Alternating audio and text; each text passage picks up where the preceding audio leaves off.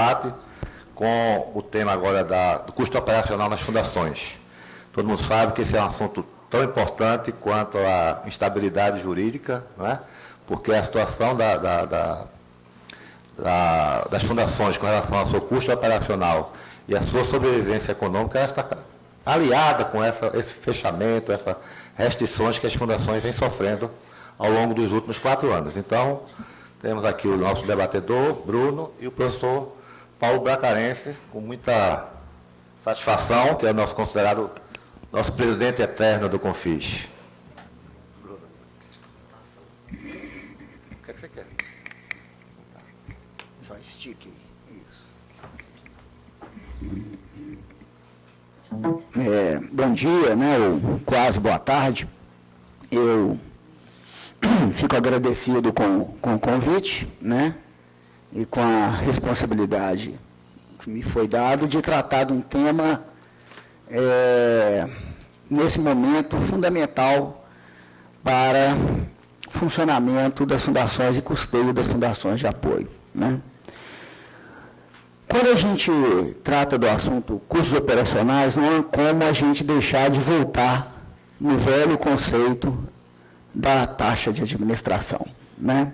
Quer dizer, a origem de toda essa celeuma que nós vivemos hoje vem da prática de taxa de administração, que nunca teve uma normatização, nunca foi objeto de expressa definição na legislação do que seria taxa de administração. Na verdade, aquilo foi uma prática, né, que passou a ser vista com reserva pelos órgãos de controle.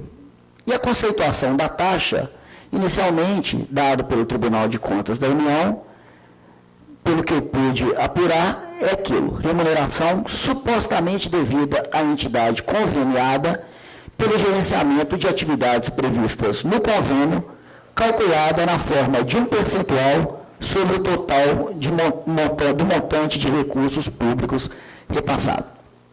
Esse conceito dado à taxa de administração, conceito esse fiel à forma de trabalhar dessa taxa, né, ele foi, então, alvo de questionamento por parte do TCU, que viu na taxa 3 motivos que levariam à sua vedação, ou à provocação da sua vedação. A incompatibilidade com os convênios caracterizaria uma espécie de desvio de venalidade, pois seria uma espécie de remuneração do parceiro privado. O próprio nomenclatura imprópria dada a essa forma de se retirar, porque taxa vem de um conceito específico do campo tributário, né? E a imprecisão na fixação desse percentual fixo por parte de quem a praticava, ou seja, era um percentual sem maior análise da complexidade e da peculiaridade de cada convênio. Bom, fato é que, antes de evoluir no tema, há uma questão que a taxa, e acho que a gente pode nos questionar, se a taxa não foi um argumento para se justificar uma má vontade com as fundações, no sentido delas serem remuneradas. Na verdade, a provocação que eu faço é a seguinte: que sempre, se nós temos uma lei, que é 8958/94, que autoriza as fundações serem contratadas para apoiarem determinado projeto da universidade, será que o fato das fundações poderem cobrar por esse apoio, em se tratando de um contrato administrativo, deveria ser alvo de grande questionamento por parte dos órgãos de controle? E a outra questão é que, se a legislação reconhece nas fundações de apoio uma importância no cenário, no contexto da ciência e tecnologia, hoje as fundações têm assento na legislação, na lei de inovação, ela tem a legislação específica, mas fato é que as fundações elas não integram nenhuma estrutura administrativa de um órgão governamental e, portanto, elas não recebem graciosamente à conta do erário nenhum recurso público que as possibilitem funcionar. Então, essas duas questões nos leva a perguntar por que tanta resistência com a cobrança das fundações pelos serviços administrativos por ela prestados. O que nos faz também perguntar com que recursos, então, sobreviveram ou sobreviveram as fundações ou sobreviverão as fundações de apoio diante dessa má vontade tradicionalmente diagnosticada ao longo do tempo. O fato é o seguinte, que com a proibição da taxa de administração pelos órgãos, as fundações se viram, adotaram duas formas de poderem retirar esses custos. Na verdade, nos âmbitos dos convênios, elas passaram a lançar os custos próprios dentro dos convênios. Né? Custos próprios de pessoal, custos próprios de equipamento, material. Né? Aquilo passou a ser lançado dentro dos convênios como uma forma de compensar a proibição de retirada da taxa. E a consequência daquilo foram glosas, evidentemente, diante da ilegalidade ou irregularidade vista nesse procedimento. Mas as fundações continuaram a cobrar, sob a forma de taxa, projetos que eram financiados por instrumentos que não fossem convênios. Os contratos, né? Projetos de captação direta, os instrumentos firmados com as agências de fomento, tudo isso manteve-se a prática da taxa de administração. Se proibida era nos convênios e aquela solução importava em risco, no que tange aos contratos, as fundações continuaram a trabalhar sob o modelo taxa.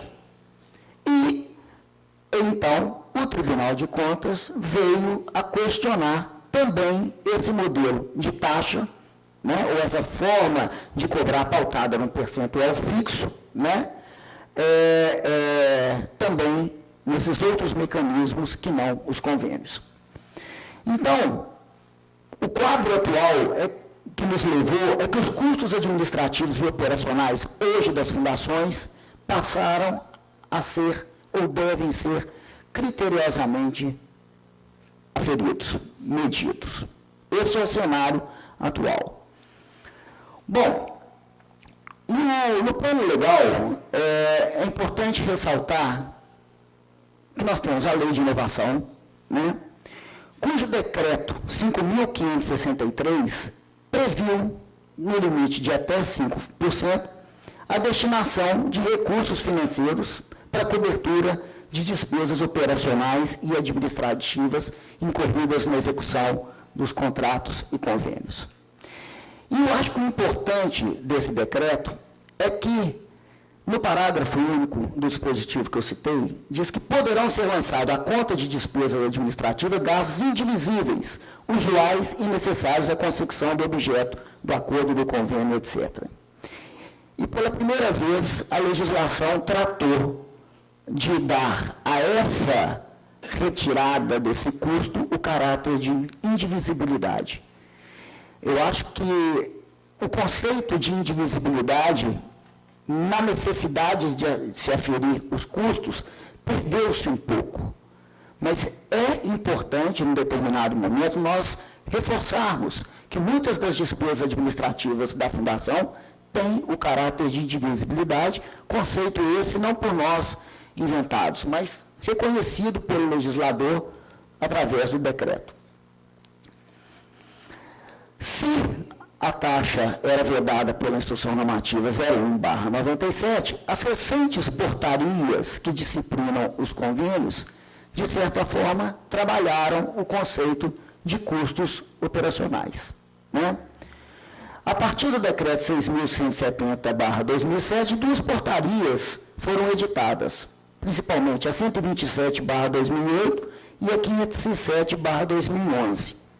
E eu gostaria de observar uma evolução na forma de tratar do assunto por ambas as portarias, que vai nos permitir fazer uma reflexão que eu gostaria de propor nessa mesa. A portaria 127 de 2008 dizia o seguinte no artigo 39. Observado o limite de 5% do valor do objeto, os recursos do convênio ou contrato de repasse poderão custear despesas administrativas das entidades sem fins lucrativos, obedecidas as seguintes exigências. 1. Estar expressamente prevista no plano de trabalho. 2. Estar diretamente relacionadas ao objeto do convênio e contrato de repasse. E 3. Não sejam custeados com recursos de outros convênios ou contratos de repasse. Esse percentual de 5 passou a ser 15 por força de uma nova portaria da 342 de 2008. A redação atual modificou isso um pouquinho. Diz o seguinte, o artigo 52 da portaria 507.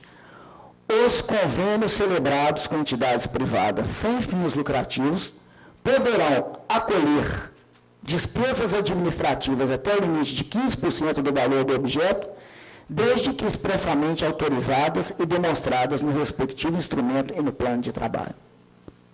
Onde que estão as modificações entre o texto antigo e o atual que eu gostaria de chamar a atenção? A primeira, que eu acho importante, é que a portaria 127/2008, ao admitir as despesas administrativas, ela disse que elas deveriam ser exclusivamente custeadas com recursos do convênio. Esse item não mais existe no artigo 52 da portaria atual. Esse exclusivamente custeado, nós podemos compreender que isso nos levava a uma situação quase inviável de que cada convênio teria que ter um nicho, um grupo administrativo próprio e exclusivo, e a ele dedicado e exclusivamente por ele remunerado para poder custear o convênio. A portaria atual 507 retirou esta exclusividade, né?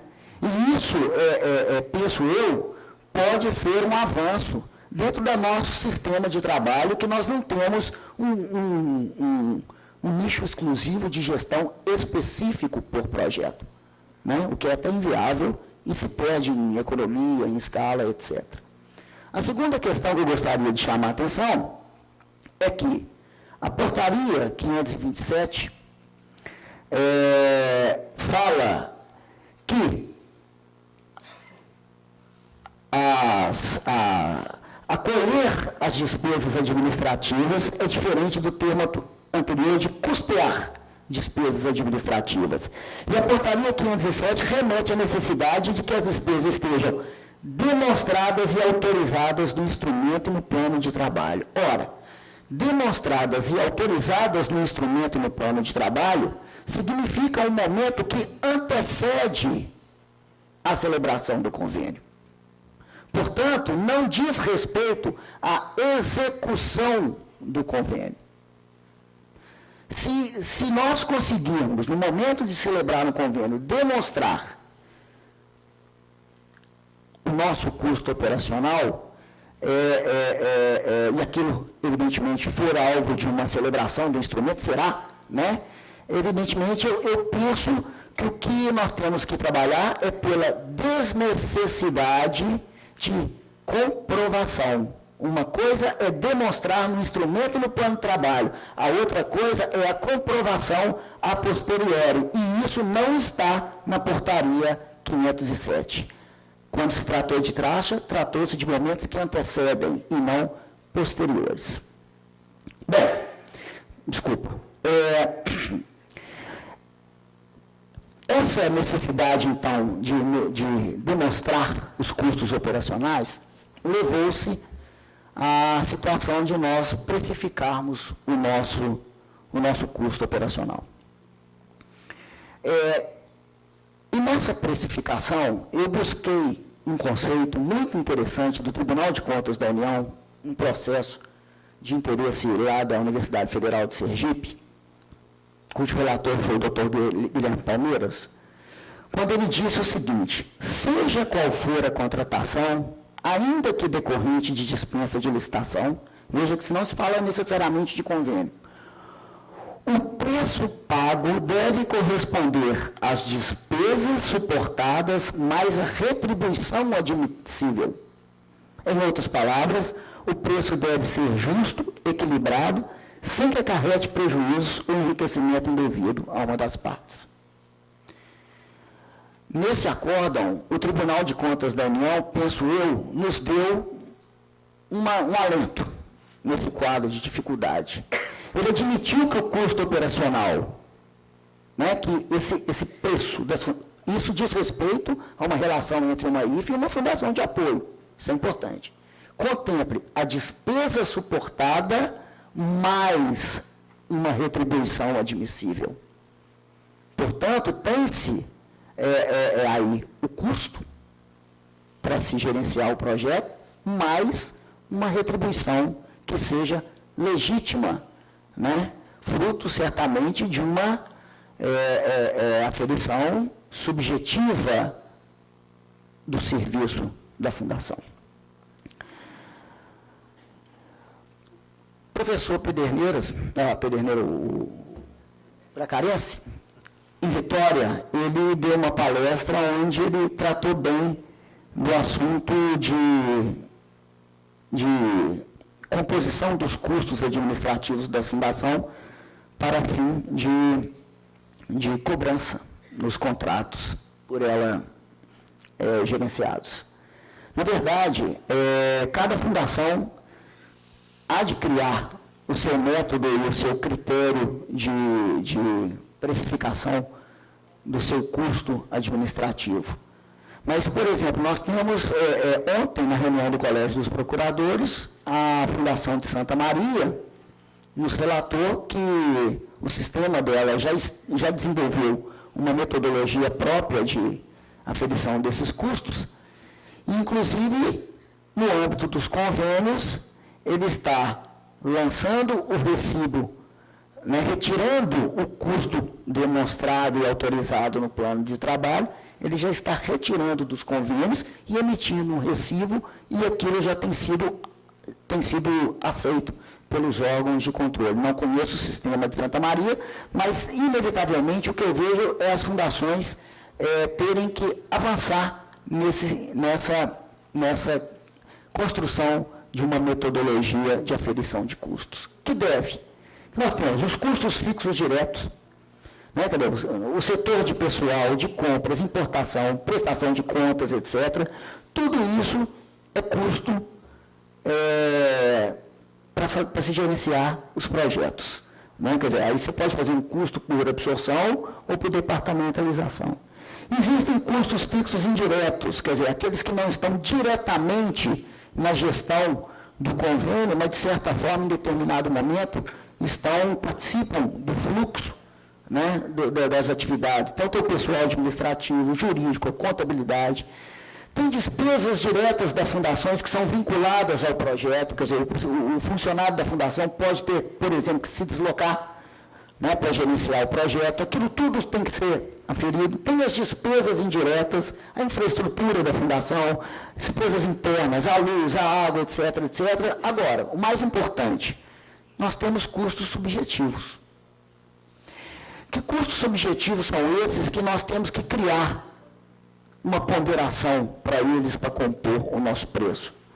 Eu penso, fatores de riscos do projeto. Um projeto tem início, meio e fim.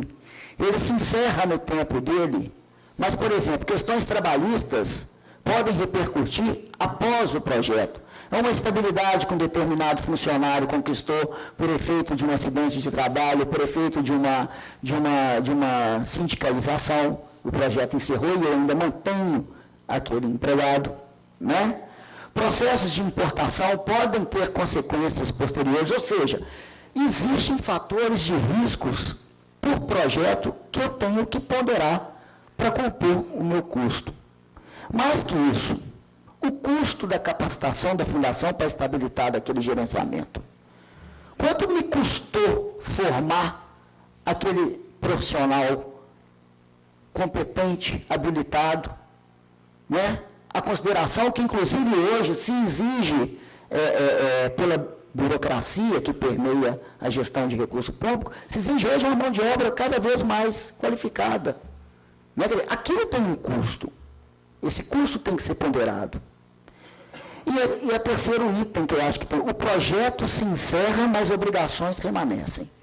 Daqui a 5 anos o auditor vai pegar a pasta do projeto, vai pedir uma série de justificativas, etc., e a fundação vai ter que trabalhar para poder Isso é apenas um exemplo. Esclarecer determinados itens que foram gastos. Aquilo também é um custo. Que se eu não posso cobrá-lo agora, certamente eu vou incorrer nesses custos ao final de um determinado projeto. Então, na dinâmica da precificação, como ponderar e valorar esse custo subjetivo é o desafio que nós temos que desenvolver, né? Mas não podemos deixar de considerar. Bom, parece que aí nós estamos um pouco distanciando, naturalmente fomos distanciando do conceito da metodologia de taxa, né?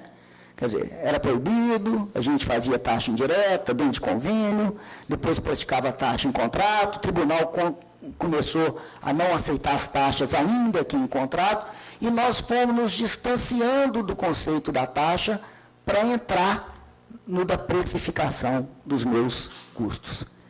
E se eu me proponho a precificar e demonstrar, eu começo a ter que abrir aquele custo para os órgãos de controle, que estão cada dia mais refinados na verificação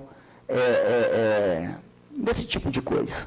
Pois bem, a precificação, que hoje parece ser um caminho inevitável, pode nos levar a algumas questões que eu acho que nós temos que pensar.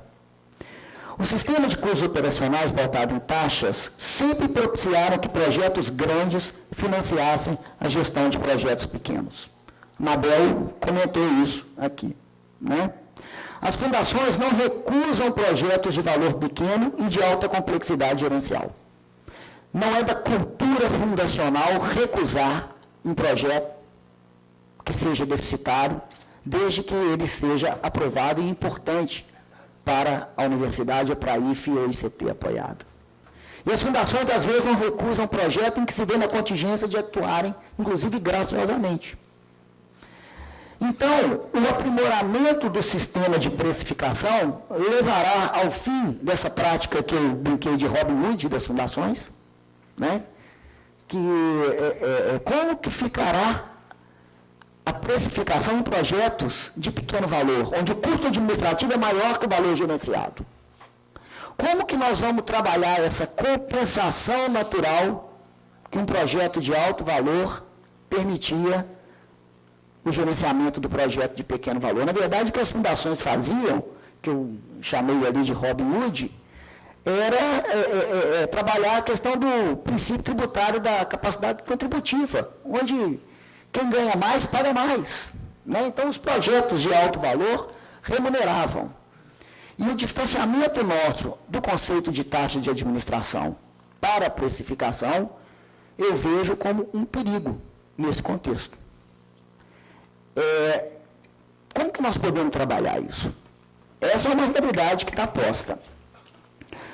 No projeto de lei 619, chamado Código da Ciência, há esse dispositivo do artigo 11. Os instrumentos firmados entre as STIs públicas e privadas, as fundações de apoio, agências de fomento e pesquisadores, cujo objeto seja compatível com a finalidade desta lei, poderão prever recursos para cobertura de despesas operacionais e administrativas incorridas na execução dos respectivos projetos, observados os critérios do regulamento desta lei. O legislador não está querendo agora entrar numa previsão mais detalhada do custo administrativo. Ele está remetendo isso à lei, ao decreto, provavelmente, que regulamentará esta lei. Mas eu apenas chamo a atenção que não deixa de ser também uma via política já para o CONFIS trabalhar.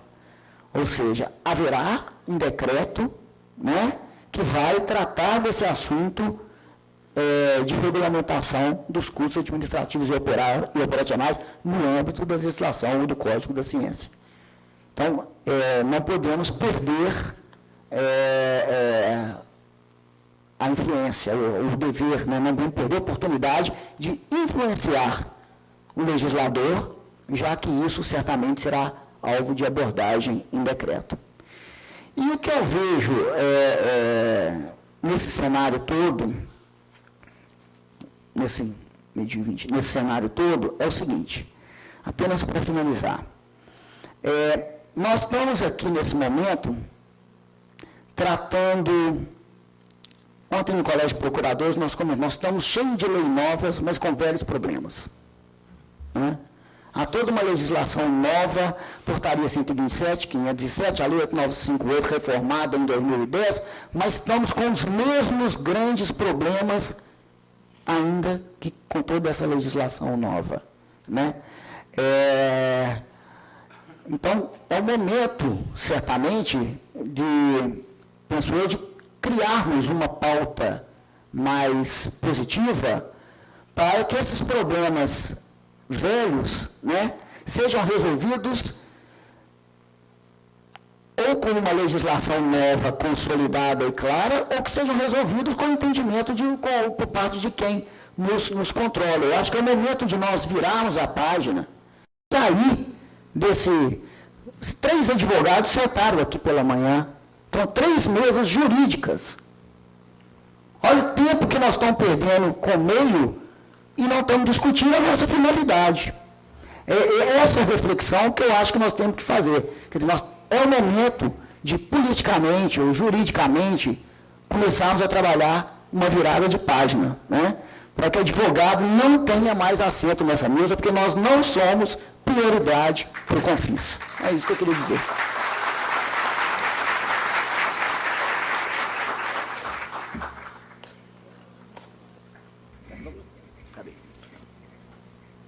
Vamos dar continuidade com o professor Paulo Bracarense.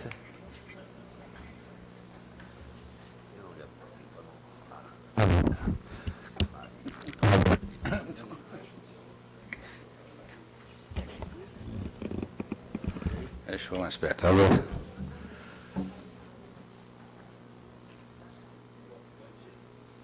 Bom dia a todos e a todas. Queria cumprimentar o professor Ivaldo Pontes, vice-presidente do Confins.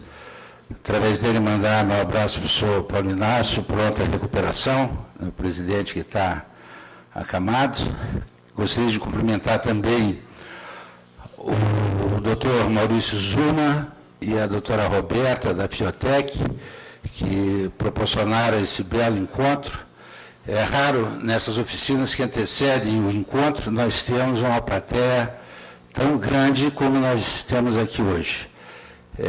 Isso mostra a importância dos temas escolhidos e a necessidade, bem percebida pela Fiotec, de trazer para um lugar central a realização desse encontro no momento, mais uma vez, um momento importante para as fundações e para o Confins. Eu quero dizer que o Bruno Teatini, além de um grande colaborador na construção do Confins, né, tem sido um instrumento, agora na direção do Colégio de Procuradores, bastante importante para o fortalecimento do Confins, e dizer que, infelizmente, eu não vou poder concordar com o Bruno, né, da sua ausência e dos advogados aqui conosco em todas as mesas. Né. É importante porque a ordem jurídica ela faz parte da construção da essência das nossas propostas. O Colégio de Procuradores tem cumprido um papel fundamental, importantíssimo, desde a sua constituição, no apoio, na assessoria, à direção do Confins, e a prova está aqui, material da brilhante palestra que o Bruno deu, que vai economizar enormemente o que eu tenho para falar. Em primeiro lugar, porque quando o professor Paulo Inácio me convidou para estar aqui nessa mesa, eu já estou afastado da minha fundação há alguns anos, eu agradeço o prestigiamento, foi para fazer um contraponto, né, ao que o Bruno, que está vivendo o dia a dia de uma importante fundação, para que a gente pudesse trazer um pouco, relembrar pelo menos, que nós tivemos, há 2 anos atrás, como o Bruno bem lembrou, uma discussão sobre métodos de precificação, métodos de aferir custos às nossas atividades, e isso está registrado nos anais do encontro de Vitória. Infelizmente, por um problema técnico naquela ocasião, não foi gravado a discussão das oficinas. Foi a única ocasião em que as oficinas não foram gravadas. Mas eu já conversei com a Solange, os registros daquela palestra estão lá no Confis.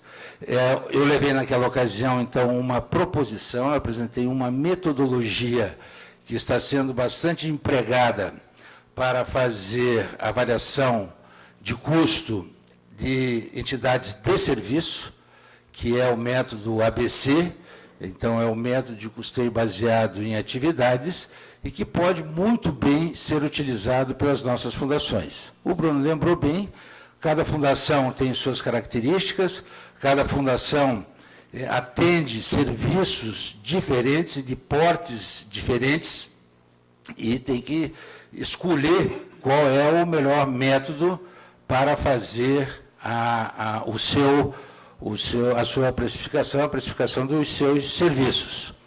É claro que essa discussão de resposta que nós estamos dando aos órgãos de controle, de fazer o custo por atividades e não através de taxas de administração, ela tem um componente político bastante importante e ela vai implicar na natureza, no estudo da natureza da nossa atividade para a realização da nossa administração.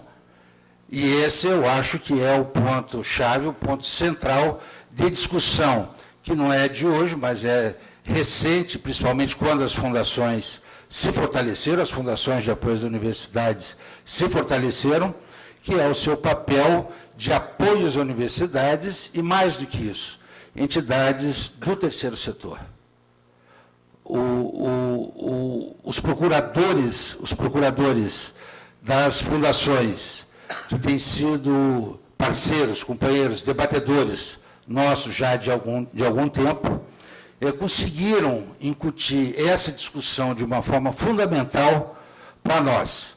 Porque as fundações, nós conhecemos bem a história da constituição das nossas fundações de apoio das universidades, foi uma forma de nós encontrarmos mecanismos mais diretos de administração de serviços, muitas vezes próprios da universidade, e isso levou, então, por não haver um ordenamento jurídico próprio para o terceiro setor, e particularmente para as fundações, levou, então, a nós buscarmos, com erros e acertos, uma situação mais confortável de ação das fundações e do necessário apoio que as universidades precisam para a realização de sua tarefa fim. Compreender, portanto, qual é o papel das entidades de terceiro setor, compreender, portanto, a necessidade de um marco jurídico, um marco regulatório do terceiro setor no país, está dentro da discussão da composição do Estado brasileiro. As nossas fundações, dentro do terceiro setor, nós somos entidades sem fins lucrativos de direito privado. No entanto, o direito público compete com o direito privado e, no geral, sempre contra as ações das fundações, sem que nós tenhamos um ordenamento jurídico claro, um direito do terceiro setor, que é conhecido mundialmente como direito social. Então, essa é uma tarefa de fundo que nós precisamos construir no cenário nacional, trabalhar junto ao Congresso Nacional, trabalhar junto ao Poder Executivo Nacional, mais diretamente com aqueles órgãos que lidam com o terceiro setor, né, de forma que nós possamos ter um ordenamento jurídico que nos dê tranquilidade jurídica para cumprir o papel fundamental que as fundações têm para o desenvolvimento científico e tecnológico de nosso país. Haja visto que a comparação dos últimas 2, 3 décadas com países que estavam bem distantes do Brasil em termos de desenvolvimento científico, principalmente, mas também tecnológico, hoje nos superam, né, em razão de terem conseguido um ordenamento, uma forma de gestão, né, que nós, também pela nossa tradição jurídica, me desculpe, lusitana, né, não conseguimos nos livrar dos carimbos e da burocracia. Eu sou descendente de português, então eu estou falando dos meus avós também. Né, eu estou dizendo, não é contra nada, não tem nada a ver com burrice nem nada disso. Tem a ver com tradição cartorial. É disso que eu estou falando. Bom, e é o que leva o Tribunal de Contas e os órgãos de controle, quando nos fiscalizam, a tratar de procedimento e não de fim, que é outra situação que nós temos que discutir, né, claramente. Muitos de nós fomos e somos multados, muitas vezes porque economizamos dinheiro. Então, essa é a discussão de fundo. E quando nós trazemos para a administração, é claro que quando nós fazemos a cobrança de taxas, e aí o tribunal e os órgãos de controle têm razão, quer dizer, quando você faz a cobrança de taxa, de cara, o princípio da economicidade é colocado em xeque. Se eu cobro por taxa, quanto mais caro for, mais eu ganho. Esse é um princípio que tem que ser preservado para que a gente possa bem administrar. Fora isso, a questão da própria administração. Quando nós estabelecemos uma taxa sobre um serviço, e cada fundação tem lá os seus critérios de estabelecimento de taxas, que foram construídos historicamente pela experiência dos gestores, dos pesquisadores de cada uma das universidades ou institutos de pesquisa, eles vão se ajustando e nós encontramos lá um certo valor percentual que cobre mais ou menos bem a necessidade de administração. Aumentamos, negociamos com o fomentador, com o pesquisador e encontramos esse resultado. Só que, quando nós fazemos isso, nós não temos na construção do projeto, passo a passo, o detalhamento da administração. Então, fazer precificação, ele dá a direção, a gerência do projeto e das fundações, embora seja mais complexo, dê mais trabalho, mas dá uma segurança maior e muito mais eficiência para a administração dos projetos. Portanto, a precificação, a forma, o custo, a elaboração do custo, apesar de ser difícil, particularmente em serviços que muitas das nossas realizações são intangíveis, fora detalhes como que o Bruno levantou com relação a pequenos projetos que, se dependemos do retorno que eles nos dariam, nós não financiaríamos. Parece que a Fundep tem lá uma taxa de risco também, né, para elaboração de que projeto apoiar, quanto custa cada projeto. Isso tudo faz parte, existem técnicas para que isso possa ser auferido. E é claro que as fundações apoiam também algumas atividades das universidades que não, e sem cobrar nenhum custo, como, por exemplo, a administração dos hospitais universitários. Que esse é um problema também, um outro problema complexo para ser resolvido. A saída encontrada até agora dessa empresa não foi satisfatória, muitas universidades não aceitaram, continuam as fundações administrando o sistema hospitalar, cumprindo um papel social fundamental, sem cobrar nem um centavo pela administração desse serviço. E cito aqui a minha fundação, a FUNPAR, que administra 3 hospitais, pelo menos, e mais um serviço de saúde. Aproveito para cumprimentar o professor Paulo Melo e o professor Hamilton Costa, diretores da FUNPAR, que sucederam a nossa gestão, teve outras intermediárias, com muita competência. E dizer o seguinte, que o Bruno me chamou de Pederneiras, porque o professor Mário Pederneiras já foi presidente do CONFES, também foi presidente da FUNPAR. Então, a FUNPAR tem uma certa tradição né, de estar juntos sempre, né, com as outras fundações na direção do Confis, e um chamamento, uma convocação, então, ao professor Paulo, né, que volte para compor a diretoria do Confis. Bom, então essas são considerações gerais. O professor Ivaldo me pediu para ser breve, e eu, com razão, porque faltam 20 para 1. Acho que o que o Bruno nos trouxe alimenta uma boa discussão.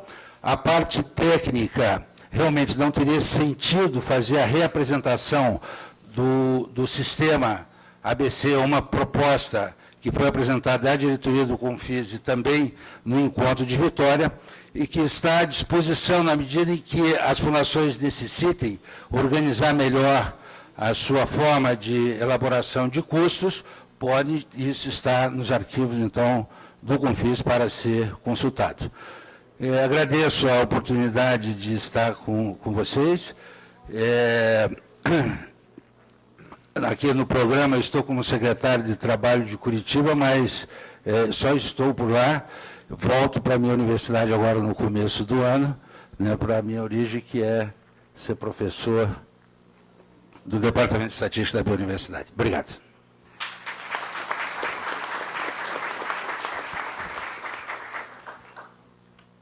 Bom, queria agradecer a Bruno, Paulo, e abrir para o debate. Você tem um limite para o debate? 20 minutos. Estão abertas as inscrições.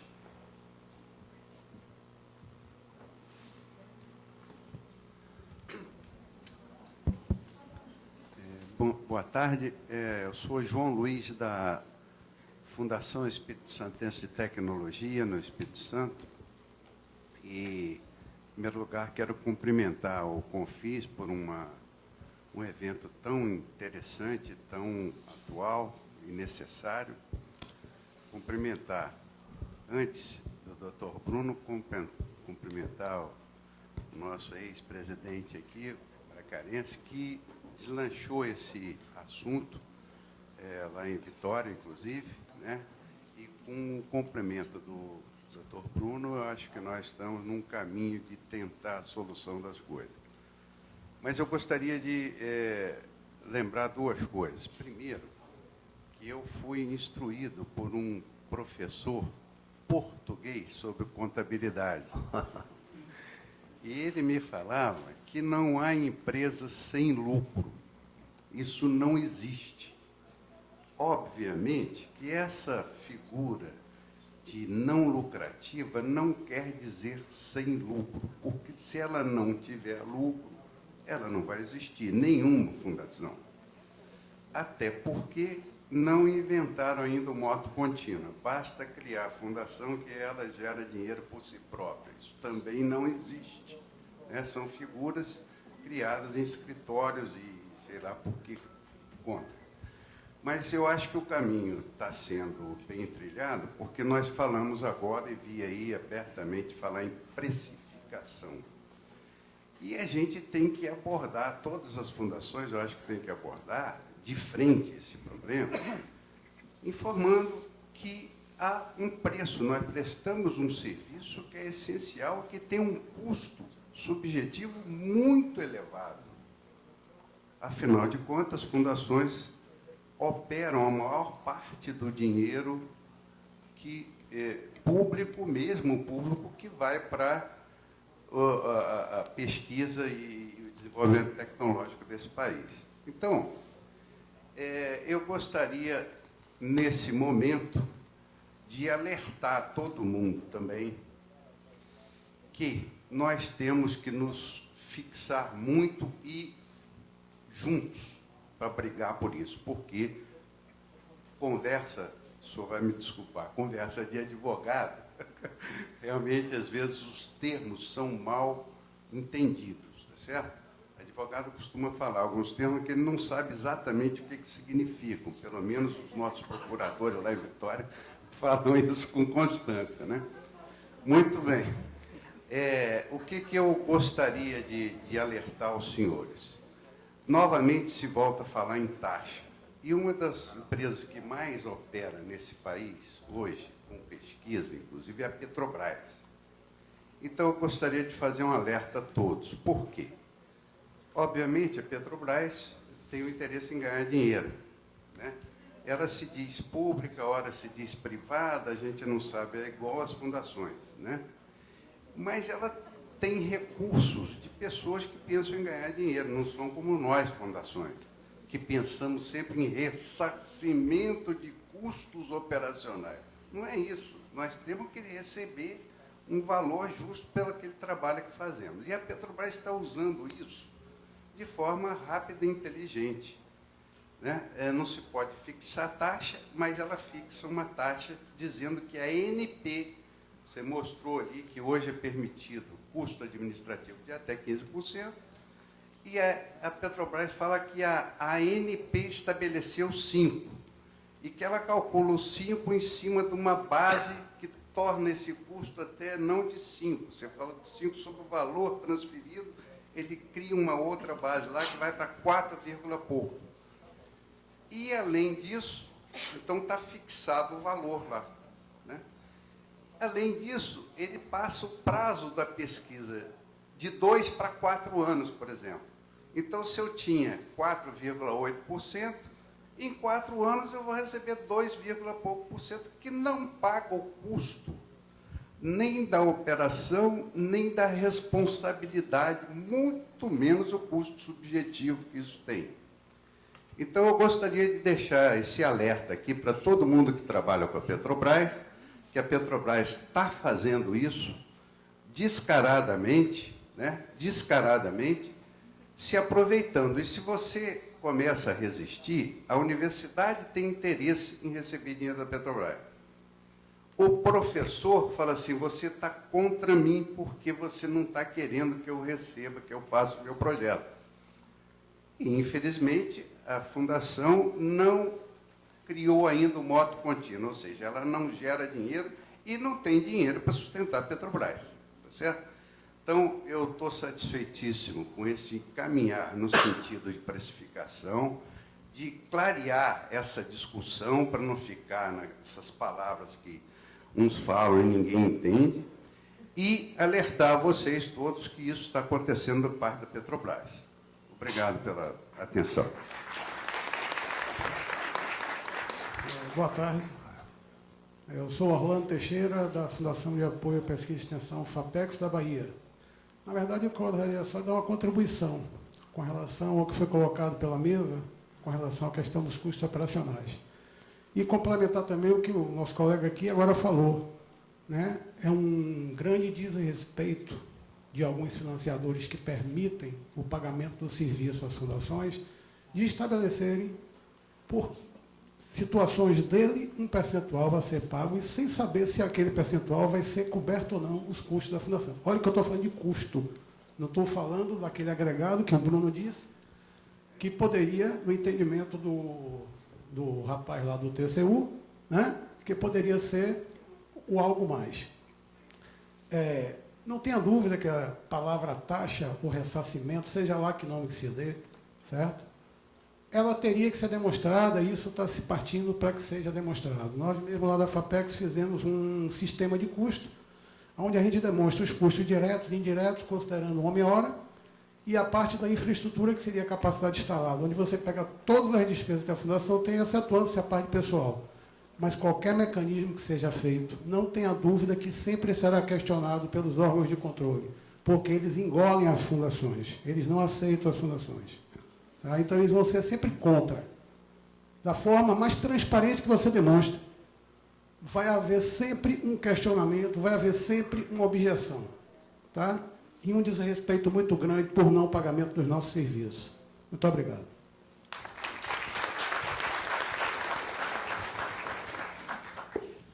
Boa tarde. Eu sou Edinaldo Mascarenhas, diretor técnico da FAPES Bahia. Na verdade, não quero tomar muito tempo, mas só queria dar uma sugestão.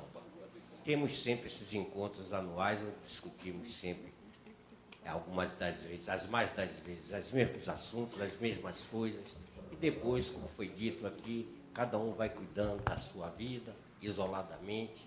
E eu gostaria de sugerir o seguinte, que o Confis colocasse no seu portal grupos de estudo, de pesquisa, de acompanhamento, troca de experiência, o benchmark, para que as fundações falassem acerca de cada assunto desse especificamente, precificação, custos, a parte jurídica que não deve ser afastada, como o doutor Bruno colocou, e esses documentos já serviriam até de subsídios para o CONFIS na defesa nas esferas estaduais, federais, onde fosse necessário. Aí nós ganharíamos mais efetividade nas nossas ações. Muito obrigado.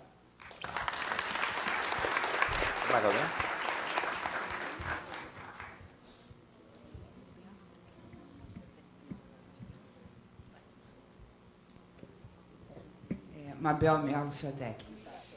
Mais uma vez, trazer algumas angústias diante do que foi colocado na mesa.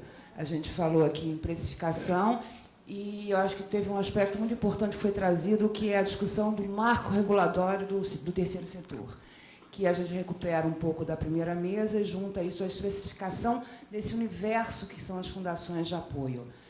Qual é o meu medo? Quer dizer, quando a gente trabalha com a precificação, além de ser aquela questão de que cadê os pequenos, quer dizer, um compensa o outro, que você trouxe, Bruno, que eu acho que é super importante, no caráter que a gente tem, a gente precificar, a gente está jogando no mercado também. Quanto que nós somos mercado?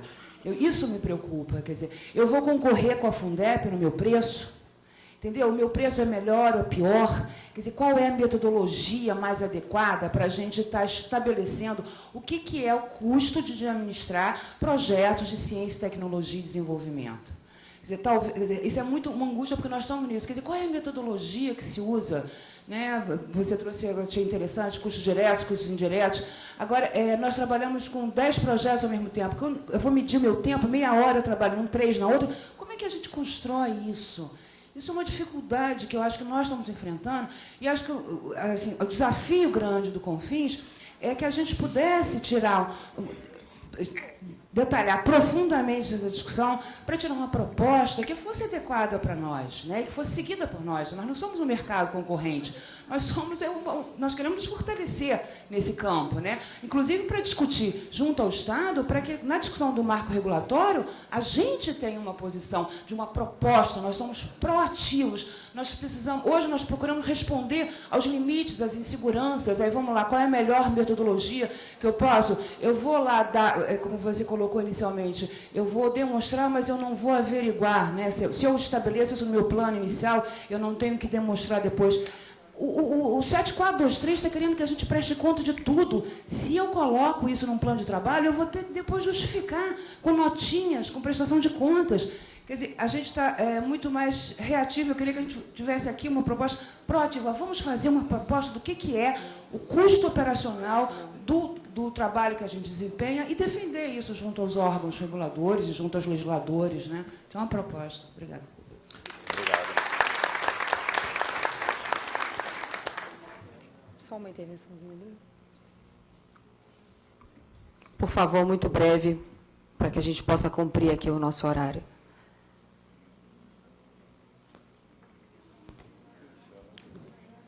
Eu esqueci de fazer uma complementação, que eu falei que não existe empresa sem lucro, e a gente fala que as fundações são sem fins lucrativos.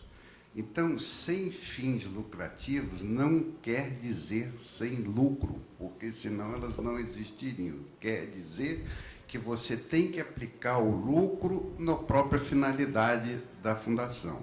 Isso é um conceito que a gente tem que levar aos economistas e advogados que têm dificuldade em enxergar isso aí.